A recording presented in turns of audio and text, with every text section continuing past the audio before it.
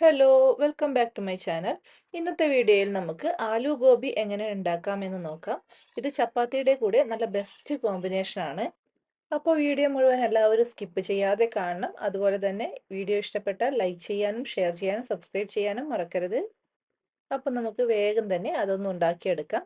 അതിനായി ഇതുപോലൊരു കടായി അടുപ്പത്ത് വെച്ച് ചൂടാകുമ്പോൾ അതിലേക്ക് ഏകദേശം 2 ടേബിൾ സ്പൂൺ സൺഫ്ലവർ ഓയിൽ ഒഴിച്ചു കൊടുക്കുന്നുണ്ട്. ഇതുപോലുള്ള കറികൾക്കൊന്നും വെളിച്ചെണ്ണ ടേസ്റ്റ് ഉണ്ടാവില്ല. അതുകൊണ്ട് സൺഫ്ലവർ ഓയിൽ ഉപയോഗിക്കണം. എണ്ണ ചൂടായി കഴിയുമ്പോൾ നമുക്കതിലേക്ക് 1/2 ടീസ്പൂൺ ജീരകം ചേർത്ത് കൊടുക്കാം. ജീരകം ഒന്ന് ചൂടായി കഴിയുമ്പോൾ നമുക്കിതിലേക്ക് സവാള ചേർത്ത് കൊടുക്കാം. ഞാനിവിടെ 2 സവാള ഇതുപോലെ ചെറുതായി അരിഞ്ഞെടുത്തിട്ടുണ്ട്. അത് ചേർത്ത് കൊടുക്കാം. എന്നിട്ട് നന്നായിട്ടൊന്ന് വഴറ്റി കൊടുക്കാം. സവാള വഴറ്റിയെടുത്ത് കഴിഞ്ഞാൽ പിന്നെ അതിലേക്ക് ചേർത്ത് കൊടുക്കുന്നത് വെളുത്തുള്ളിയാണ്.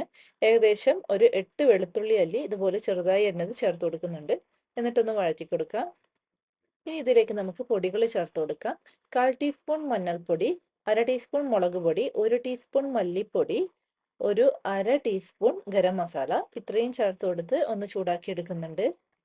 പൊടികളെല്ലാം ഒന്ന് ചൂടാക്കി എടുത്തു കഴിഞ്ഞു. ഇനി ഞാൻ ഇതിലേക്ക് ഒരു വലിയ തക്കാളി ചെറുതായി അരിഞ്ഞെടുത്തത് ഇതിലേക്ക് ചേർത്ത് കൊടുക്കുന്നുണ്ട്. എന്നിട്ട് തക്കാളി നന്നായിട്ട് വെന്തുടയുന്നത് വരെ ഒന്ന് വഴറ്റി കൊടുക്കണം. തക്കാളി ഏകദേശം വെന്തുടഞ്ഞിട്ടുണ്ട്. ഇനി നമുക്കിതിലേക്ക് പൊട്ടറ്റോ ചേർത്ത് കൊടുക്കാം. ഞാനിവിടെ ഏകദേശം ഒരു വലിയ 2 പൊട്ടറ്റോ ഇതുപോലെ അരിഞ്ഞെടുത്തിട്ടുണ്ട്. അത് ഇതിലേക്ക് ചേർത്ത് കൊടുക്കാം. എന്നിട്ട് നന്നായിട്ടൊന്ന് മിക്സ് ചെയ്ത് കൊടുക്കണം.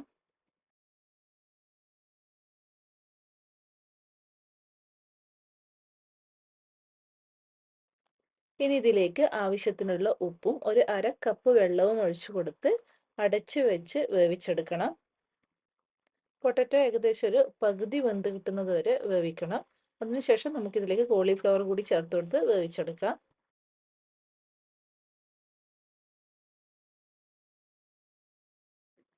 ഇനി നമുക്ക് ഇതിലേക്ക് കോളിഫ്ലവർ ചേർത്ത് കൊടുക്കാം.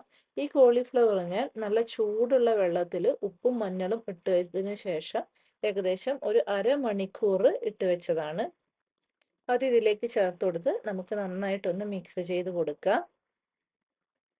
ഇനി ഞാൻ ഇതിലേക്ക് ഏകദേശം ഒരു table spoon cornflour 3 table spoon വെള്ളത്തിൽ കലക്കിയെടുത്തത് ഒഴിച്ചു കൊടുക്കുന്നുണ്ട്. ഇത് ഓപ്ഷണൽ ആണ്. പക്ഷെ എനിക്ക് ഇതുപോലെ കോൺഫ്ലോർ കലക്കി ഒഴിക്കുമ്പോൾ ആ ഒരു ഗ്രേവി നമ്മുടെ പൊട്ടറ്റോനും കോളിഫ്ലവറിനും ഒക്കെ ഒന്ന് കോട്ട് ചെയ്ത് നിൽക്കുന്നത് പോലെ തോന്നിയിട്ടുണ്ട്. അപ്പോഴാണ് ടേസ്റ്റ് തോന്നിയിട്ടുള്ളത്. ഇനി ഇത് നമുക്ക് മീഡിയം ഫ്ലെയിമിലിട്ട് അടച്ചു വെച്ച് വേവിച്ചെടുക്കാം. അപ്പോൾ ഇതാ നമ്മുടെ കോളിഫ്ലവറും പൊട്ടറ്റോയൊക്കെ നന്നായിട്ട് വെന്ത് കഴിഞ്ഞു. ഇനി നമുക്ക് ഇതിലേക്ക് ഒരു 1/2 ടീസ്പൂൺ പഞ്ചസാരയും കുറച്ച് മല്ലിയില അരിഞ്ഞത് കൂടി ചേർത്ത് കൊടുക്കാം. എന്നിട്ട് നന്നായിട്ടൊന്ന് മിക്സ് ചെയ്ത് കൊടുക്കാം.